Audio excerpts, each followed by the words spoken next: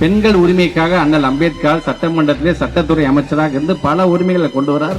அதுல ஒரு உரிமை தான் பெண்களுக்கு சொத்தில் சம உரிமை என்று அவர் கொண்டு வருகிறார். அது கொண்டு வரும்போது உடனே அதை பாஸ் பண்ணிட்டாங்கன்னு நினைக்கிறீங்களா? அங்க ஓட்டு எடுப்பு நடந்து அங்கே அது தோல்விக்கு அடைந்தது.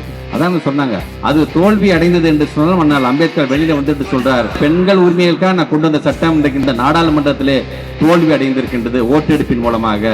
இன்னைக்கு என்னுடைய பதவியை நான் ராஜினாமா செய்கிறேன் என்று சொல்லிவிட்டு அவர் சொல்லுகிறார், என்னைக்காச்சும் ஒரு நாள் ஒரு தலைவன் வருவான், பெண்களுக்கு சொத்தில் சம உரிமைங்கிற சட்டத்தை அவன் நிறைவேற்றுவான்.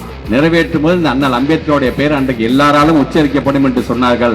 அன்னைக்கு 1989 அந்த தலைவன் தான் முத்தமிழர் கலைஞர் என்பதை நீங்களாம் மறந்திருக்க கூடாது.